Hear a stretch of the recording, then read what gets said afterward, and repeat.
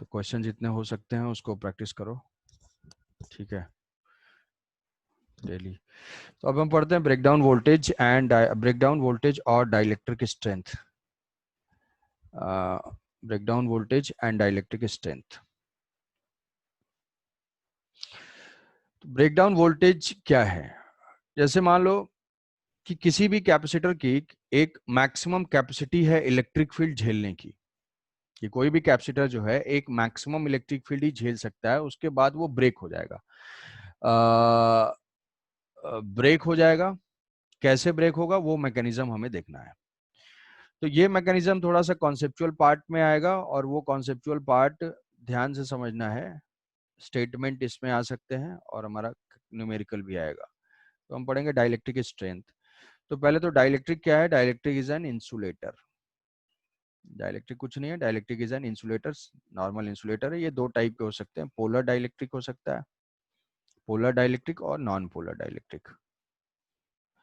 तो polar dielectric non polar dielectric में जो डिफरेंस होता है कि पोलर डाइलेक्ट्रिक्स में इंडिविजुअल डाइपोल्स होते हैं, इंडिविजुअल जो है मॉलिक्यूलर डाइपोल होते हैं, और उसमें प्लस माइनस ऐसे। तो ये मॉलिक्यूलर डाइपोल्स हैं, छोटे छोटे मॉलिक्यूलर डाइपोल्स हैं, अरेंज्ड हैं वो किसी भी टेम्परेचर पे, और वो ऐसे अरेंज होते हैं, रैंडमली अरेंज होते हैं, सो दैट कि इनके डाइपोल मोमेंट का वेक्टर समेशन जो होता है वो जीरो होगा। मतलब इस पूरे बल्क का जो डाइपोल मोमेंट अगर हम फाइंड करेंगे तो वो जीरो रहेगा, ओवरऑल सारा वेक्टर समेशन जीरो होगा।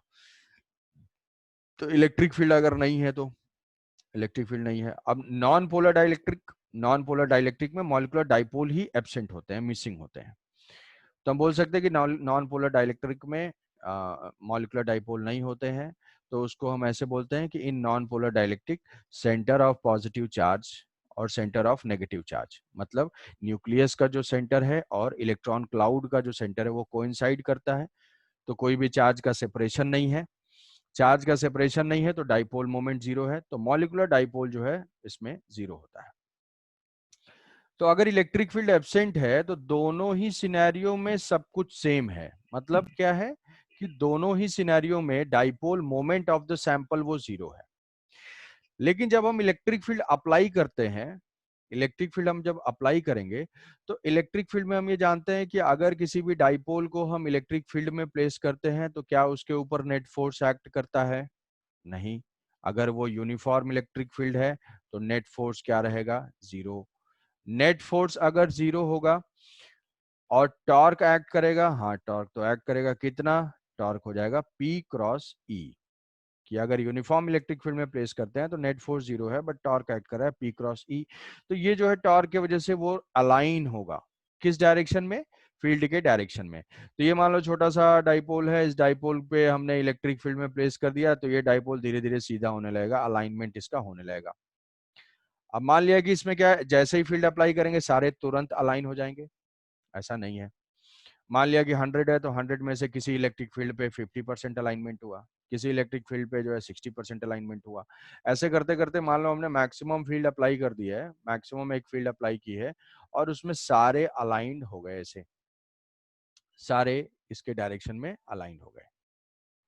तो डायरेक्शन में अलाइन हो जाए तो मान लो ये इलेक्ट्रिक फील्ड की डायरेक्शन है, तो इधर क्या हो जाएगा, इधर जो उसका नेगेटिव टर्मिनल रहेगा, इसका पॉजिटिव डाइपोल का नेगेटिव वाला चार्ज इधर रहेगा, पॉजिटिव वाला चार्ज यहाँ रहेगा, तो ये minus plus minus plus minus plus ऐसा हो जाएगा। तो ये जो है नेगेटिव नेगेटिव नेगेटिव यहाँ पे आ जाएंगे, इस फेस पे अगर देखेंगे तो ये जो है पॉजिटिव पॉजिटिव पॉजिटिव यहाँ आ जाएंगे। अब इसमें क्या इफेक्ट होता है कि अगर नॉन पोलर डाइलेक्ट्रिक है तो नॉन पोलर डाइलेक्ट्रिक में ये सेंटर तो कोइंसाइड हो रहे हैं। अगर हम इसको इलेक्ट्रिक फील्ड में प्लेस करते हैं तो ये पॉजिटिव चार्ज पे फोर्स इधर एक्ट करेगा, और ये जो इलेक्ट्रॉन क्लाउड है इसके ऊपर फोर्स इधर एक्ट करेगा, और यहाँ पे डाइपोल क्रिएट होंगे पहले। मतलब डाइपोल क्रिएट ही होंगे, किस सेंस में? इलेक्ट्रिक फील्ड के डायरेक्शन में। समझ पा रहे हो कि अगर हम फील्ड बढ़ाते जाएंगे तो इनके चार्ज के बीच में सेपरेशन क्या होता जाएगा? ये बढ़ता जाएगा। तो इसका डाइपोल मोमेंट बढ़ता जा रहा है, इसका डाइपोल मोमेंट भी बढ़ रहा है, इसका भी बढ़ रहा है। इसका बढ़ने का रीजन अलग है, ओरिएंटेशन बढ़ता जा रहा है, पहले 50 ओरिएंटेड थे, अब 60 है, 70 है। यहाँ क्या है, ओरिएंटेशन तो सेम ही है डाइपोल्स का, बट उनके बीच का सेपरेशन बढ़ता जा रहा है, इसलिए नेट डाइपोल मोमेंट बढ़ता जा रहा है, और फाइनल सिचुएशन, फाइनल सीन जो है वो दोनों में सेम हो जाएगा। मैकेनिज्म अलग अलग है, लेकिन फाइनल सिचुएशन दोनों में सेम हो जाएगी। ऐसे ऐसे यहाँ पे डाइपोल डाइपोल ऐसे अरेंज हो जाएंगे, ऐसे डाइपोल अरेंज हो गए। यहाँ पे भी इसमें आ जाएगा नेगेटिव चार्ज और यहाँ पे आ जाएगा पॉजिटिव चार्ज। अगर सरफेस पे देखेंगे ये हमने फील्ड अप्लाई कर दिया नॉट इक्वल टू 0। अब एक्चुअल में क्या होता है कि इसमें अगर हद से ज्यादा इलेक्ट्रिक फील्ड बढ़ गई एक पर्टिकुलर लिमिट के बाद, तो ये जो डाइपोल है ये डाइपोल ब्रेक कर जाएगा ऐसे। ये प्लस है और ये माइनस है, यहाँ पे एक्ट कर रहा है पॉजिटिव पे फील्ड के डायरेक्शन में और नेगेटिव पे फील्ड के अपोजिट डायरेक्शन में। तो ये मॉलिक्यूल यहाँ से ब्रेक कर जाएगा। जैसे मॉलिक्यूल ब्रेक होगा तो अब ये चार्जेस क्या हैं, ये चार्जेस फ्री हो जाएंगे। फ्री हो जाएंगे तो ये इमीडिएटली मूव करना स्टार्ट कर जाएंगे तुरंत। तो ये मूवमेंट स्टार्ट हो जाएगा। तो जो इंसुलेटर था वो अभी क्या हो जाएगा, कंडक्टिंग बन जाएगा। ये जो है कंडक्टिंग बन जाएगा, क्योंकि चार्ज कैरियर हो जाएंगे। कंडक्टर में क्या थे, कंडक्टर में चार्ज कैरियर होते थे इलेक्ट्रॉन्स, बट इंसुलेटर में वो नहीं होते हैं। बट हमने फील्ड बहुत ज्यादा अप्लाई कर दिया तो उससे जो है उसके मॉलिक्यूल्स ब्रेक हो गए पॉजिटिव और नेगेटिव में, और वो जो है कंडक्टिंग हो गए। तो इसी मैक्सिमम फील्ड को हम बोलते हैं डाइइलेक्ट्रिक स्ट्रेंथ, मतलब डाइइलेक्ट्रिक की स्ट्रेंथ, कि वो जो इंसुलेटर है या डाइइलेक्ट्रिक है वो कितना मैक्सिमम फील्ड झेल सकता है, उसको हम बोलते हैं डाइइलेक्ट्रिक स्ट्रेंथ और ब्रेकडाउन फील्ड। दोनों ही नाम यूज करते हैं, ब्रेकडाउन फील्ड और डाइइलेक्ट्रिक स्ट्रेंथ। तो डाइइलेक्ट्रिक स्ट्रेंथ की पहले तो डेफिनेशन हो गई कि what is the dielectric strength. तो हम वहां पे लिख सकते हैं it is the minimum electric field required to break the dielectric into its constituent ions, और it is the maximum electric field that dielectric can withstand, कि मैक्सिमम जितना फील्ड जो है वो जितना झेल सकता है, that is called dielectric strength. और इस डाइइलेक्ट्रिक स्ट्रेंथ के करस्पॉन्डिंग, इस वोल्टेज के करस्पॉन्डिंग, इस फील्ड के करस्पॉन्डिंग हम वोल्टेज भी निकाल सकते हैं क्या, V is equal to E into D. तो ये अगर डाइइलेक्ट्रिक स्ट्रेंथ है तो ये हो जाएगा breakdown voltage, breakdown voltage, breakdown voltage. और इस वोल्टेज के करस्पॉन्डिंग जो चार्ज अपीयर होगा कैपेसिटर पे, Q is equal to CV से फाइंड करेंगे, इसको हम बोलेंगे ब्रेकडाउन चार्ज। ये हो जाएगा ब्रेकडाउन चार्ज। तो क्वेश्चन में कुछ भी दिया हुआ हो सकता है कि capacitor has a breakdown voltage this much और ब्रेकडाउन चार्ज दिस मच और डाइइलेक्ट्रिक स्ट्रेंथ दिस मच, तो हमें उसके टर्म्स में डिफरेंशिएट करने आना चाहिए। अब इसको देखो, अब ऐसा क्या है कि सेफ ऑपरेशन के लिए कैसे क्वेश्चन होगा, जैसे इसमें हम देखते हैं कि जैसे मान लो ये 1 माइक्रोफैरड है, 1 माइक्रोफैरड का कैपेसिटेंस है और इसकी जो डाइइलेक्ट्रिक स्ट्रेंथ है वो है 100 volt. Dielectric strength, dielectric breakdown voltage है 100 वोल्ट। इसमें कोई डाइइलेक्ट्रिक यहां से फील्ड है और दूसरा कैपेसिटर है, दूसरा कैपेसिटर का डाइइलेक्ट्रिक ब्रेकडाउन है भाई, ब्रेकडाउन स्ट्रेंथ ये मान लो 2 है, 2 माइक्रोफैरड, और इसका जो है वो हम ले लेते हैं 200 है, 200 वोल्ट है। ये क्या है, ब्रेकडाउन वोल्टेज, इसका ब्रेकडाउन वोल्टेज है। तो अगर हम इन दोनों को सीरीज में कनेक्ट करते हैं, सीरीज में और पैरेलल में दो कंडीशंस हैं, कि पहले अगर इन दोनों को हम 1 माइक्रोफैरड को और 2 माइक्रोफैरड को सीरीज में कंबाइन करते हैं, सीरीज में कंबाइन करके हम वोल्टेज अप्लाई करना चाहते हैं। ये 1 माइक्रोफैरड का है, ये 2 माइक्रोफैरड का है, हमारा ये वोल्टेज है। और दूसरा हम चाहते हैं कि इनको हम सीरीज में भी कनेक्ट कर सकते, पैरेलल में भी कनेक्ट करते हैं और इसके क्रॉस हम कुछ वोल्टेज अप्लाई करना चाहते हैं। ये 1 और 2 है, ये हमने अप्लाई कर दिया ऐसे। तो what maximum voltage that can be applied across these combination for safe operation, कि मतलब ये जैसे ब्रेकडाउन होगा तो कंडक्टिंग होगा तो तुरंत शॉर्ट सर्किट हो जाएगा, तो हमारी डिवाइस जो है वो डैमेज हो जाएगी। हम चाहते हैं कि भाई मैक्सिमम जो है ये डैमेज ना हो, तो हम कितना मैक्सिमम अप्लाई कर सकते हैं। तो अब उसके लिए हमें क्या करना है, बेसिक एक अप्रोच सोचना है कि जैसे इसके क्रॉस हम मैक्सिमम कितना अप्लाई कर सकते हैं। अच्छा सोच के बता सकते हो, ये पहले बताओ पैरेलल वाला। 100 वोल्ट। इसके क्रॉस हम अप्लाई कर सकते हैं 100 वोल्ट, इसके क्रॉस अप्लाई कर सकते हैं 200 वोल्ट। बट अगर इनको हम पैरेलल में कनेक्ट करेंगे तो जो भी वोल्टेज अप्लाई करेंगे दोनों के क्रॉस आ जाएगा। तो अगर मान लो हमने 200 अप्लाई कर दिया गलती से, तो ये तो झेल जाएगा लेकिन ये क्या हो जाएगा, ये शॉर्ट हो जाएगा, ये ब्लास्ट कर जाएगा, तो इसका ब्रेकडाउन हो जाएगा। तो हम 200 नहीं कर सकते। मतलब सबसे मिनिमम सेफ वोल्टेज हमें अप्लाई करना है। तो हमारा जजमेंट इसमें लेना आसान है कि वोल्टेज देखेंगे और जो सबसे मिनिमम वाला होगा वो अप्लाई कर देंगे। तो 100 वोल्ट ये भी झेल जाएगा और ये भी झेल जाएगा। तो maximum safe voltage that can be applied is equal to 100 volt, हो जाएगा 100 वोल्ट। इस केस में क्या होगा, इस केस में क्या कौन सी क्वांटिटी सेम होती है, सीरीज में चार्ज सेम होती है। तो कभी भी अगर वोल्टेज दिया हुआ होगा तो हम ब्रेक डाउन चार्ज निकाल लेंगे। ब्रेक डाउन चार्ज यहाँ पे Q1 is equal to how much, Q is equal to CV। तो यहाँ पे हो जाएगा 100 माइक्रोकुलम, यहाँ पे ब्रेक डाउन चार्ज वो हो जाएगा 400 माइक्रोकुलम। अगर यहाँ से बैटरी ने सप्लाई कर दिया 400 माइक्रोकुलम तो दोनों पे सेम सेम आ जाएगा। ये तो झेल जाएगा 2 माइक्रो वाला, बट ये ब्रेक डाउन हो जाएगा। तो वहां पे हम क्या देखेंगे, सीरीज कॉम्बिनेशन के लिए मिनिमम ब्रेकडाउन चार्ज। तो मिनिमम ब्रेकडाउन चार्ज कितना है 100। तो वो चार्ज यहाँ पे डिस्ट्रीब्यूट कर लेंगे कि भाई इस पे भी 100 माइक्रोकुलम आना चाहिए और इस पे भी 100 माइक्रोकुलम आना चाहिए। तो अगर 100 माइक्रोकुलम आएगा तो इसके क्रॉस पोटेंशियल कितना आएगा, तो 100 डिवाइडेड बाई 1, इसके क्रॉस जो है 100 वोल्ट आएगा। और इसके क्रॉस पोटेंशियल कितना आएगा 100 डिवाइडेड बाई 250। तो मैक्सिमम कितना हम ऑपरेट कर सकते हैं, V is equal to V1 plus V2। और V1 प्लस V2 क्या है, जितना भी चार्ज है that is equal to 100 divided by 1 plus 100 divided by 2, ये हो जाएगा 150 वोल्ट। ठीक है, तो ये 150 वोल्ट का वोल्टेज हम अप्लाई करेंगे तो ये इस तरीके से ये सेफली ऑपरेट कर सकता है। समझ पाए?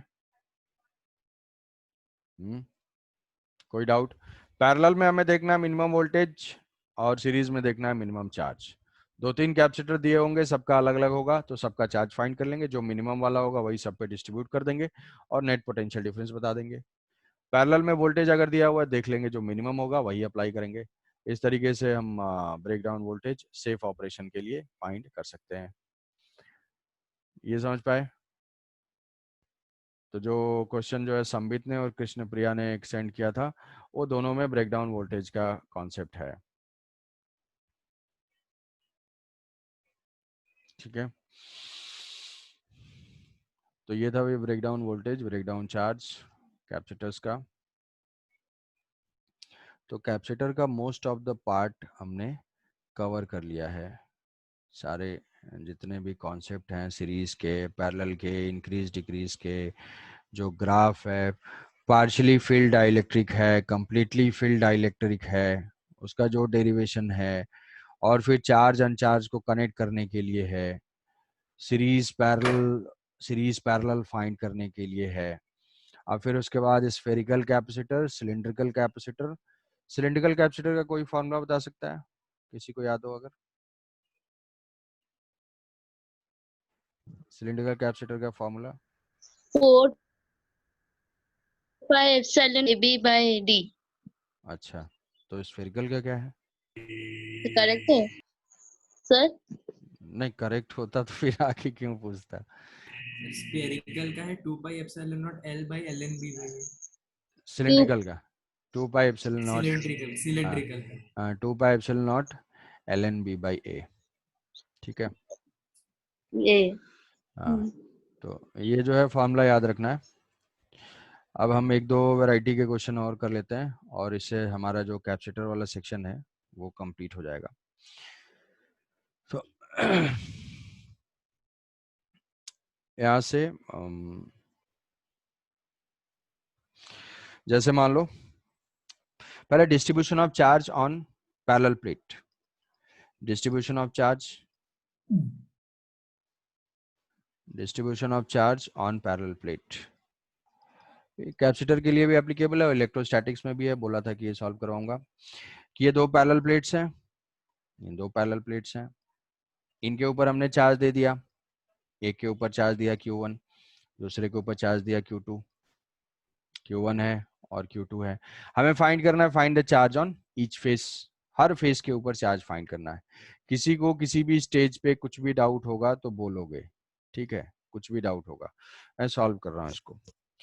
तो ये कंडक्टिंग प्लेट है, मेटेलिक प्लेट है। मेटेलिक प्लेट की खास बात हम जानते हैं कि मेटल के अंदर हमेशा फील्ड 0 होगा। यही पॉइंट हम यहाँ पे यूज करेंगे। तो ये मान लिया कि ये हमारा P पॉइंट है, इस P पॉइंट पे फील्ड हमेशा 0 होगा। तो हम क्या करेंगे कि यहाँ पे चार्ज मान लेते हैं Q1 है और यहाँ पे चार्ज मान लेते हैं Q2 है, तो चार्ज कंजर्वेशन से यहाँ पे चार्ज आ जाएगा Q1 माइनस Q1 और यहाँ पे चार्ज आ जाएगा Q2 माइनस Q2। ऐसा करने के बाद हम अप्लाई कर देते हैं इस पे गॉस लॉ। गॉस लॉ कैसे अप्लाई करेंगे हम, ये प्लेट है भाई, प्लेट, लाइन नहीं है, प्लेट है। तो ऐसा हम एक गॉसियन सरफेस लेते हैं जो कि प्लेट के अंदर अंदर जा रहा है और फिर इस प्लेट के बाहर जा रहा है। ऐसा हमारा गॉसियन सरफेस हो गया। अब ऐसा गॉसियन सरफेस ले लिया तो प्लेट के बाहर इलेक्ट्रिक फील्ड क्या होगा? प्लेट के बाहर इलेक्ट्रिक फील्ड तो जीरो होगा। जो भी इलेक्ट्रिक फील्ड होती है प्लेट में वो इसी डायरेक्शन में होती है, ऐसे परपेंडिकुलर टू द सरफेस। अब यहाँ पे अगर किसी को डाउट होगा कि सर ये तो इनफाइनाइट के लिए होता था ना, हाँ तो इनफाइनाइट है कि सेपरेशन बहुत ही कम है, जो separation between the plates are very small as compare to dimension of plate. तो ये तो इलेक्ट्रिक फील्ड जो भी है इसके गैप में है, और मेटल के अंदर भी फील्ड जीरो है, बाहर भी फील्ड जीरो है। तो अगर इस गॉसियन सरफेस पे हम गॉस लॉ अप्लाई करते हैं तो हमको मिल जाता है E dot D S is equal to zero. E dot D S is equal to zero क्यों? कि ई डॉट डी एस हम इंटीग्रेट करेंगे सारे सरफेस पे तो आ जाएगा जीरो। मतलब हमारा क्यू इनक्लोज्ड क्या हो जाएगा? Q enclose by epsilon not भी जीरो। तो गॉसियन सरफेस के अंदर जितना भी चार्ज इनक्लोज होगा वो जीरो होना चाहिए। मतलब चार्ज इनक्लोज कितना है? Q1 प्लस Q2 है और वो जीरो होगा। तो मतलब यहां से आ गया कि Q1 Q2 equal and opposite sign के होंगे। पहला कंक्लूजन कि Q1 प्लस Q2 क्या होंगे? वो हमेशा अपोजिट साइन के होंगे। फेसिंग सरफेस पे जो बार बार बोला था, फेसिंग सरफेस पे इक्वल एंड अपोजिट चार्ज होंगे। अब नेक्स्ट है कि तो हम क्या करते हैं, इक्वल एंड अपोजिट ही मान लेते हैं। नेक्स्ट टाइप का एक ऐसे डिनोट कर देते हैं ऐसे, और यहाँ पे हम मान लेते हैं कि यहाँ पे चार्ज अगर Q है तो यहाँ पे चार्ज माइनस Q आ जाएगा। यहाँ पे चार्ज हो जाएगा Q1 माइनस Q, तो यहाँ पे हो जाएगा Q2 plus Q, Q2 plus Q, है ना। Q1 माइनस Q और Q2 प्लस Q, ऐसा लिख लिया।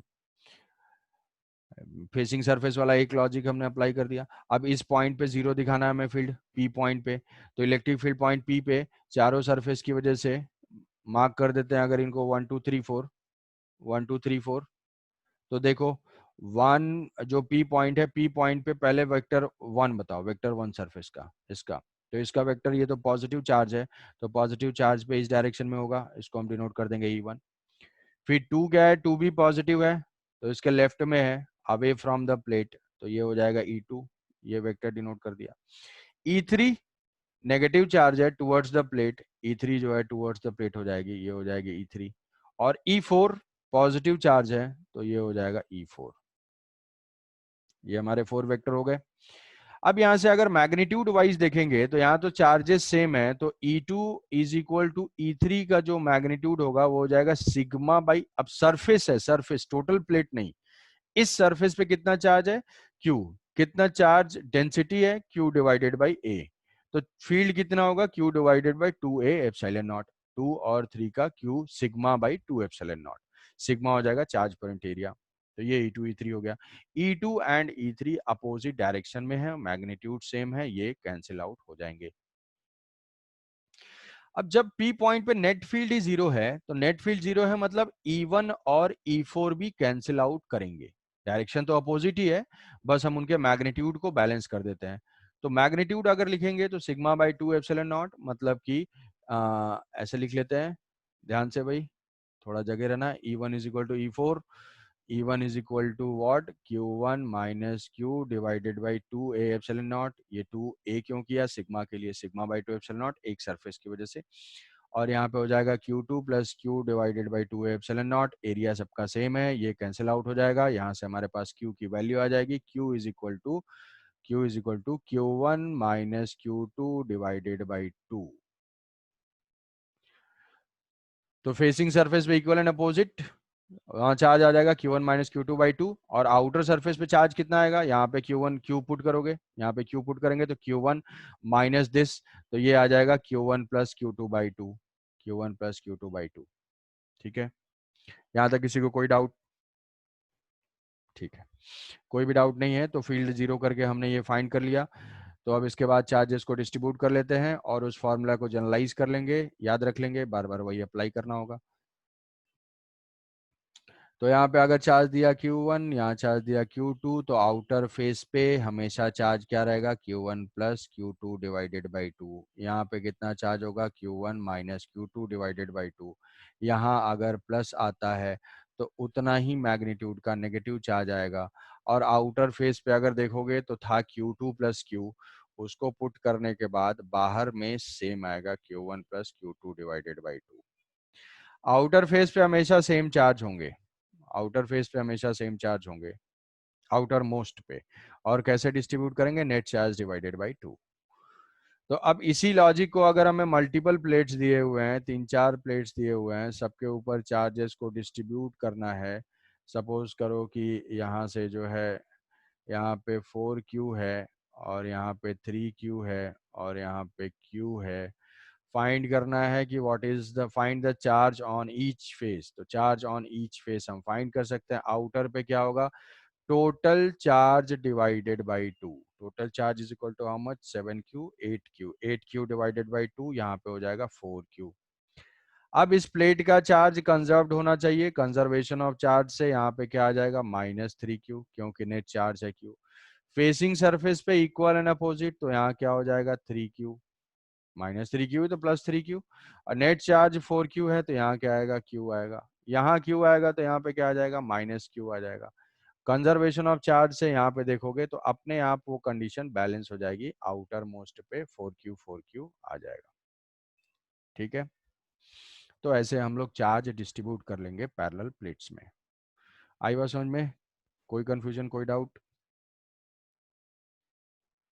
ठीक है, ऐसे लिख लिया, ऐसे लिख लिया। अब इसमें नेक्स्ट क्वेश्चन इसमें क्या बनता है, नेक्स्ट क्वेश्चन इसमें बनता है, किसी भी एक रीजन में तुमसे पूछा जा जाएगा कि what is the, find the electric field. Suppose कि हम ये रीजन चूज कर लेते हैं, सपोज कि ये पॉइंट ए है। अब एक खास बात तुम्हें बताता हूं कि इन दोनों का फील्ड बाहर कुछ भी, मतलब ये चार्जेस इस रीजन के अलावा बाहर कुछ फील्ड ही नहीं देंगे कभी भी। कैसे, देखो +Q अगर जितना इधर देगा उतना ये -Q इधर दे देगा, ये कैंसिल आउट कर जाएंगे। ये रीजन वाले भी केवल अपने ही आपस में इसी रीजन में ही फील्ड देंगे, बाहर इनको कोई मतलब नहीं है। तो ये ए वाला पॉइंट भी बाहर है, तो 3Q जिधर देगा, 3Q देखोगे प्लस इधर देगा, -3Q इधर दे देगा, ये कैंसिल आउट कर जाएंगे। तो डायरेक्ट अगर फील्ड फाइंड करना है, ऐसा टाइप की सिचुएशन आई, तो हम समझ जाएंगे कि भाई इसका तो कोई रोल है नहीं, इसका कोई रोल नहीं है, इस सरफेस का और इस सरफेस का है। ये भी पॉजिटिव जो है इसी डायरेक्शन में देगा, वो 4Q भी पॉजिटिव है इसी डायरेक्शन में देगा। तो जो नेट फील्ड हो जाएगी, electric field at a is equal to sigma by 2 epsilon naught, sigma by 2 epsilon naught. तो ये हो जाएगा 4Q divided by 2a epsilon naught into 2। तो ये हो जाएगा 4Q by a epsilon naught, और डायरेक्शन इसकी हो जाएगी ऐसे। सेम फील्ड क्या यहाँ पे भी होगी, हाँ सेम फील्ड इधर भी होगी। बी पॉइंट अगर लेते हैं तो फिर से ये चार्जेस अपने ही तक कन्फाइंड रहेंगे, इधर कुछ नहीं देंगे, कैंसिल आउट कर जाएंगे। ये भी जो है इधर कुछ नहीं देंगे, केवल किसका होगा, आउटर वाले का होगा। आउटर वाले किधर देंगे, ये पॉजिटिव इधर देगा, दूसरा पॉजिटिव इधर देगा। सेम जो होगा बी पॉइंट पे मैग्नीट्यूड बिल्कुल सेम आएगा। देखो वो यही लिख रहा हूँ, सेम लिख रहा हूँ, बस डायरेक्शन उसकी चेंज हो जाएगी। ठीक है, अब मान लो किसी मिडिल वाले रीजन में हमें देखना है, सी में, तो क्या करेंगे, तो सी वाले के इनर वाले रीजन को बाहर वाले का कुछ रोल नहीं होगा। देखो ये सी पॉइंट अगर हम लेते हैं तो ये 4Q इधर देगा और ये 4Q इधर देगा, ये कैंसिल आउट कर जाएंगे। मतलब इनको अंदर कुछ नहीं कंट्रीब्यूशन होगा, इनका बाहर बाहर, बाहर वाले का बाहर, अंदर वाले का अंदर। ये 4Q और -Q इधर देंगे नहीं, इनका भी 0 हो जाएगा। तो यहाँ के फील्ड के लिए कौन रिस्पॉन्सिबल है, सिर्फ और सिर्फ ये चार्ज। तो दो सरफेस हैं, अगर हम EC लिखना चाहें तो नेगेटिव के वजह से हो जाएगी टुवर्ड्स द प्लेट, और इस पॉजिटिव की वजह से towards the plate, sigma by 2 epsilon naught, sigma by 2 epsilon naught. Sigma same है, हाँ सिग्मा सेम है, तो डायरेक्टली हो जाएगा सिग्मा बाई एप्सिलॉन नॉट, और सिग्मा हो जाएगा 3Q divided by a epsilon not. Direction हो जाएगी ऐसे। तो ऐसे क्या हम यहाँ पे बता सकते हैं डी पॉइंट पे, हाँ डी पॉइंट पे ये 4Q का नो रोल, 3Q EQ तो देगा ही नहीं, केवल ये Q देंगे। कितना हो जाएगा, sigma by epsilon not, direction हो जाएगी प्लस से माइनस की तरफ। तो जो ED लिख लेंगे, ED is equal to Q by a epsilon naught towards right. बताओ भी, बताओ, समझ गए, कोई डाउट? इसमें तुम 3 प्लेट से 4 प्लेट बना सकते हो, कुछ रैंडम चार्ज ले सकते हो, नहीं है तो एच सी वर्मा में गॉस लॉ के एंड में 3-4 क्वेश्चन इसके ऊपर हैं, उनको सॉल्व कर सकते हो। समझ गए सभी सारे candidate? Shreyansh, Shreyansh, yes sir. हाँ। तो ये पैरेलल प्लेट हमने बहुत सारे क्वेश्चन किए भाई, आज वाले क्वेश्चंस को बिल्कुल आज ही रिपीट कर लेना, आज या फिर कल सुबह तक, विद इन 24 आवर्स ऐसा बोलते हैं, और ऐसा होता भी है कि तुम्हारा रिटेंशन इंप्रूव हो जाएगा। तो ये तो पैरेलल प्लेट में कर दिया। अब एक और क्वेश्चन जो है, जो तुम्हारे पीडीएफ में है, पीडीएफ में उसमें एक जनरल कोई भी क्वेश्चन ले रहा हूँ, ऐसा कनेक्ट करना है, ऐसा कनेक्ट करना है, ये दो हैं, इसकी रेडियस हम मान लेते हैं कि r है, 3r है, और इसकी रेडियस जो है वो है स्मॉल r, ठीक है, इसकी रेडियस है 3r और ये है r। तो इसका मान लेते हैं कि 7q है, इस पे जो है 7q है, और यहाँ पे q है, यहाँ पे q है, ठीक है। अब इसको, ये लॉन्ग डिस्टेंस पे प्लेस्ड है, लॉन्ग डिस्टेंस पे प्लेस्ड है, और इसको हम स्विच से कनेक्ट करते हैं। दो कंडक्टर्स का ये कनेक्शन है, दो कंडक्टर्स आपस में हम कनेक्ट कर रहे हैं। अब हमें इसमें फाइंड करना है कि फाइनल चार्ज क्या होगा, कितना चार्ज स्विच के थ्रू फ्लो होगा, क्या कुछ एनर्जी में लॉस होगा, कुछ हीट जनरेट होगी, सब कुछ वही कैपेसिटर वाला जैसा पहले क्वेश्चन किया था अभी जस्ट। तो अब पहला हमने इलेक्ट्रोस्टैटिक्स में इसको सॉल्व करने के लिए बताया था कि अगर कंडक्टर्स को हम कनेक्ट करते हैं तो हमेशा कनेक्शन, कनेक्टेड कंडक्टर्स में 2 पॉइंट हम अप्लाई करेंगे कि उनके चार्जेस कंजर्व्ड होंगे, चार्जेस कंजर्व्ड होंगे और पोटेंशियल सेम हो जाएगा, बस यही है। जिन दो को कनेक्ट करेंगे उनके पोटेंशियल सेम रहेंगे, चार्जेस कंजर्व्ड रहेंगे, और वहां से हम सॉल्व कर सकते हैं तुरंत। ये तो इलेक्ट्रोस्टैटिक्स में। अब दूसरा, कैपेसिटर पढ़ने के बाद हम इनको दो अलग अलग कैपेसिटर की तरह से देख सकते हैं। कैसे? ये एक स्फेरिकल कैपेसिटर है, इसका कैपेसिटेंस क्या है, 4 pi epsilon naught into 3r। 4 pi epsilon naught r याद करो सबसे पहला स्टार्टिंग में, और ये जो है C2, C2 is equal to इसका capacitance 4 pi epsilon naught r, ऐसा। अब हम ये जानते हैं कि इनके क्रॉस पोटेंशियल डिफरेंस क्या है, क्योंकि ये जो कैपेसिटर फॉर्म हुआ है वो किसके किसके बीच में है। बताया था कि अगर आइसोलेटेड कंडक्टर है तो उसकी हम एक प्लेट तो मानते हैं 3r पे, दूसरी प्लेट कहाँ पे मानते हैं, इन्फिनिटी पे। तो यहाँ पे एक कैपेसिटर फॉर्म हुआ है जिसका कैपेसिटेंस ये है, और ये बिटवीन कहाँ पे कनेक्टेड है, ये 0 पे, इसका पोटेंशियल 0 होगा, और इसका कुछ पोटेंशियल v होगा। और अगर हमने यहाँ पे इसको वायर से कनेक्ट कर दिया तो इसका भी पोटेंशियल v हो जाएगा, और इसकी दूसरी प्लेट कहाँ पे लोकेटेड है, इन्फिनिटी पे, उसकी पोटेंशियल भी 0 होगी। मतलब दोनों कैपेसिटर के क्रॉस पोटेंशियल डिफरेंस क्या है, v है, मतलब सेम है। तो अगर सेम है तो ये किसकी प्रॉपर्टी होती है, ये पैरेलल की होती है।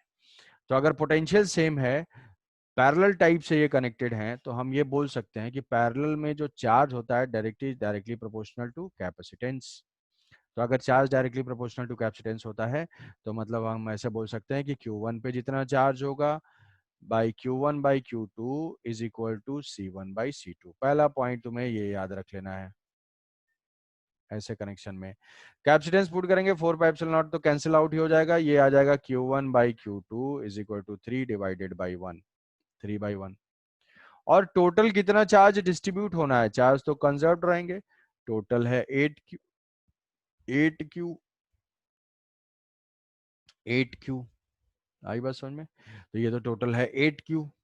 अब चार्ज का रेशियो हमें नोन है, Q1 बाई Q2 नोन है, Q1 प्लस Q2 नोन है, तो व्हाट इज द चार्ज, अब वही डिवीजन वाला हम अप्लाई कर देंगे, Q1 is equal to 3 divided by 4 into 8Q, ये हो जाएगा 2Q, तो ये आ जाएगा 6Q Q1, और Q2 क्या हो जाएगा 1 बाई 4 इंटू 8Q, ये आ जाएगा 2Q, या कंजर्वेशन से भी कर लेंगे, ये 6Q और 2Q यहाँ पे आ जाएंगे।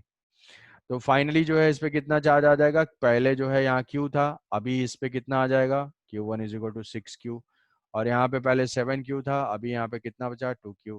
यहाँ कितना एक्स्ट्रा चार्ज आया, एक्स्ट्रा चार्ज आ गया 5Q। तो चार्ज फ्लोन थ्रू स्विच कितना हो जाएगा, आसानी से बता सकते हो, final charge on this capacitor minus initial charge, तो वो हो जाएगा final charge is equal to 6Q minus Q, ये हो जाएगा 5Q is the amount of charge flown. What is the heat energy, initial energy, potential energy? ये बताओ, half Q square, ये था Q स्क्वायर बाई 2C, तो ये हो जाएगा C1, ये इसको लिख लेंगे 4 pi epsilon naught into 3R। Second पे क्या होती है initial energy, Q square by 2C, तो ये हो जाएगा 7 का square 49Q square divided by 2 into 4 pi epsilon naught R। What is the final energy connection के बाद। अब ये तो सारे कनेक्ट हो गए तो किस टाइप से कनेक्शन दिख रहा है हमें, ये कनेक्शन तो पैरेलल टाइप का दिख रहा है। पैरेलल टाइप में क्या हम पोटेंशियल एनर्जी डायरेक्ट लिख लेते हैं, हाँ लिख सकते हैं, कैसे, हाफ CV स्क्वायर, बस C क्या ले लेंगे, इक्विवेलेंट ले लेंगे, और V क्या ले लेंगे, कॉमन पोटेंशियल ले लेंगे। अच्छा कॉमन पोटेंशियल तो फाइंड करना पड़ेगा यार, कॉमन पोटेंशियल फाइंड करना पड़ेगा, उसका पोटेंशियल फाइंड कर सकते हैं, और नहीं है तो फॉर्मूला ही यूज कर लेते हैं। Q स्क्वायर जो टोटल है, टोटल चार्ज जितना भी दिया हुआ है Q square by 2C1, 2C equivalent, total charge कितना है 8Q, तो ये हो जाएगा 8Q का whole square divided by 2 into total charge ले लिया, total charge Q total, parallel है, पैरेलल में इक्वलेंट में तो यही होता है कि सिंगल हम मान लेते हैं, सिंगल कैपेसिटेंस C इक्वलेंट, और इस पे चार्ज कितना टोटल गया होगा Q1 प्लस Q2, तो Q1 प्लस Q2 हमें पता है कि टोटल चार्ज तो 8Q है divided by 2C equivalent, C equivalent हम फाइंड कर लेंगे, पैरेलल है, पैरेलल में ऐड ही करते हैं, तो यहाँ पे हो जाएगा ये 3 है और ये R है तो 4 है, तो 16 हो जाएगा यहाँ पे, ऐसे लिख लेंगे 4 pi epsilon naught into 4R, 4R। अब यहाँ से लिख लेंगे इसको, what is the change in potential energy, ये हो जाएगा delta U is equal to final potential energy minus initial potential energy, ऐसे लिख लिया।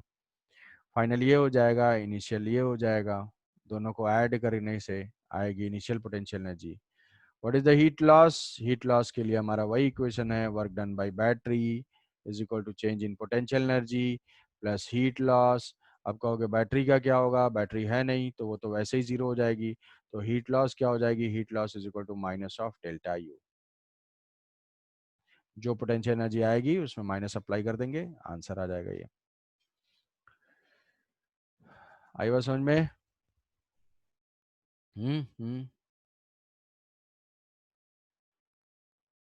बताओ भाई प्यारे बच्चों, प्यारे आलसी आज ये दिया था चिराग